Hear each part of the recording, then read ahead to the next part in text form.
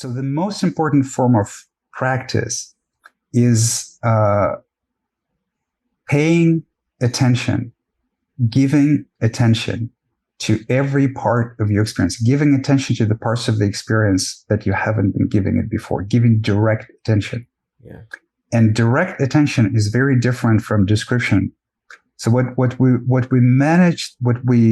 used to doing, and what we're conditioned to do is we used to describe our experiences in the mind and give attention to that. So we give attention to the thought that is either describing our experience, bemoaning our experience, trying to figure out the reason for our experience, or trying to plan the future in such a way that this bad experience never happens again. And this is what we give attention to, but we don't give attention to the actual experience, Yeah. And that's what meditation does, because meditation robs you from an opportunity to distract yourself with something, with TV, with communicating with other people. You have nowhere to go but inwards. But you can also practice it in life, right? So the question is, the most important question is how am I experiencing this present moment of being alive? And the answer isn't this is how. You're not looking for a description. How, meaning that, like, if you feel the anger, for example, how does it feel like to be angry? Let me explore that. Let me give you my attention. Is it in the chest? Where is it? How does my body feel when I'm angry? If you feel some tension, there's some tension in the body, let me explore that. Give it your attention and let it stay there, even though it's going to be uncomfortable, for as long as you want, or for as long as it takes, So the direction is the direction of opening up to experience. That's the most important thing of the spiritual path, is the opening up to experience. So you will notice, whether you're a beginning meditator or an advanced meditator, you will notice that both in meditation and life, the tendency of the mind is to think and talk about experience, think and talk about the past, about the future, and have your attention glued to that. So the most fundamental spiritual practice is ungluing this attention into the direct experience itself. Mm-hmm. And that's basically what self-realization, most people would describe enlightenment. I reserve this term for the state of the unsurpassed equanimity of the Buddha. So I say that there is a moment of realization, there is a moment of self-realization. The I am stage, when you say, the consciousness is true, everything else happens in consciousness. It's not me who is talking in the mind. No, I am conscious and I'm hearing this voice talking in me, right? So this moment, it's just how it's experienced phenomenologically, the moment when you disidentify your continually glued attention to the thought and you let it roam free. And so like, people focus on consciousness. People say, "Oh, I found consciousness," but consciousness was always there. So what happened is that your attention was glued to the thought. It was always on thought. And now it is free to explore everything else. It is free to go into emotion as a direct experience. It is free to go into bodily tension as a direct experience. Thought no longer has this huge pull that it absolutely, like, maybe you can only, like, for a second or two focus on your breath, and then thought takes it back again, right? So this has been erased, and it's a much more fluid attention, and consciousness is just a container in which it all happens. But it's always been there. Yeah, it's always been there. It's just that you have experienced emotion, you have experienced your body, but the main focus of your attention has always been thought.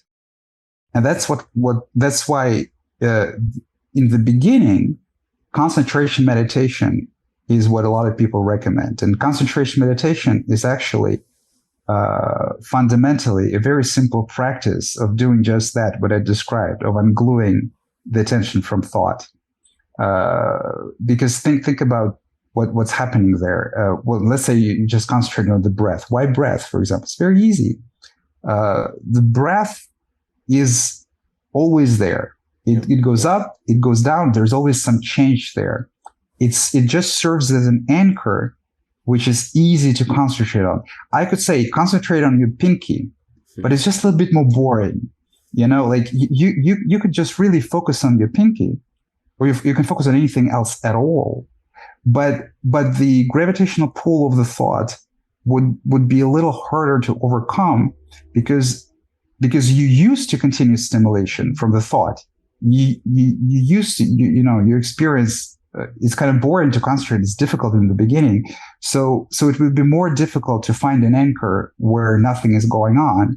Mm-hmm. And the thought would have like more pull, and you would have to notice again and again that you're thinking more. So when you concentrate on the breath, it's still difficult for most people. Thought still takes your attention back again, but it's easier. It's easier because at least there's something, it goes up, it goes down, it goes up, it goes down. There's some sensation there. The always changing sensation that is easier to give your attention to. But the only thing that you're practicing basically by concentrating on the breath is not being continually glued to thought. I see. Yeah. So once this gravitational pull of thought is broken, once you have experienced for the first time what it's like to actually allow your attention to go to other places, and experientially it may feel like a huge expansion, like an opening up. It may feel like, oh, there's consciousness. There can be like even moments of infinite space or infinite. That's just how it feels experientially, not to have your attention constantly being glued to thought. Once this is broken, the attention naturally and effortlessly starts exploring the unexplored, suppressed parts of your experience. So there could be some fear. People can start to crying. Suddenly you will realize there's a lot of tensions in the body. There's a lot of emotion discomfort, energies fluctuating, going through, things like that. And it all was quite hidden from your view because thought was 90% of your attention. Yeah. So for most people in the dream state, thought is 90% of their attention. Mm-hmm. And by the way, hallucinations in meditation and psychedelic trips are nothing but pictorial thought. So even if you are in a psychedelic trip or you're deep in meditation and you're seeing a lot of hallucination, there will also be some emotional experience. Like, for example, and in dreams too, like, for example, if you're seeing a hallucinatory story about someone killing you, right? There will be a lot of fear.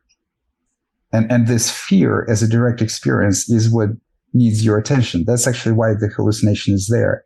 So the thought or pictorial thought, if it's hallucination, they arise together with a energetic emotion experience that you are resistant to.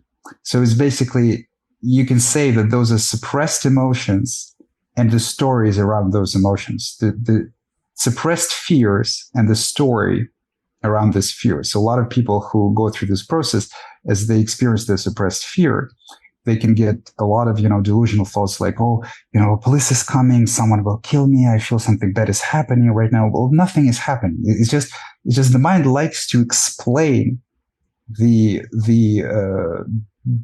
difficult experience, right? So you're hearing an explanation of a difficult experience, but a more important part of it is the experience itself. So the movement of your attention, of your awareness from the description of the experience to the experience itself, to the direct experience, is the most fundamental movement in spirituality. Mm-hmm. And it's the most fundamental movement in the beginning. It's even if you enter samadhi, it continues to be the most fundamental movement in your meditation. It continues to be the most fundamental movement in life. So, and basically, a completely enlightened mind doesn't experience a lot of emotional, energetic experience, meditation becomes not possible, and it doesn't even hallucinate on psychedelics for precisely this reason, because all the energies, tensions, emotional suppression have been experienced and healed. The body is relaxed. The mind doesn't create emotional experience out of the blue. There is very little suppressed emotion, but the working through those layers of resistance to your own experience, resistance to yourself, is the one and only practice, basically. So the true meditation is when you don't try to anticipate any experience, and you don't reject any experience, and you give any experience your attention, but you also don't cling to it, because clinging to any experience is simultaneously rejecting something that might come afterwards. When you cling to something, you say, oh, it feels so good, I don't want it to end, because maybe something that will come next will be not as good, so clinging and rejecting are two sides of the same coin. They are fundamentally the same, right? So that's the true meditation. And the concentration meditation is needed in the beginning to loosen up, to really allow your attention to explore all aspects of what's happening in your consciousness, instead of being continually glued to thought. That's its main function. And once it happened, concentration meditation is, strictly speaking, not even needed anymore. So if you meditate, and let's say in 45 minutes, 1 hour time, you feel all sorts of, different energies, or fear, or trepidation, or anxiety, or you begin to cry, or you feel some tensions in the body, and you can give it your direct attention without thoughts stealing it from you every second, then you don't even need concentration meditation. So the thought sort of becomes, at this stage, the thought becomes a background. Don't ever try to stop it. Don't ever try to stop the thought. It doesn't work. It never works. But it becomes the background of your attention instead of the foreground of your attention. And the foreground of your attention becomes the actual experience. So it's a movement from it. And in the dream state, is the opposite. Like, the foreground of your attention is the thought, and the background of your attention is the actual experience.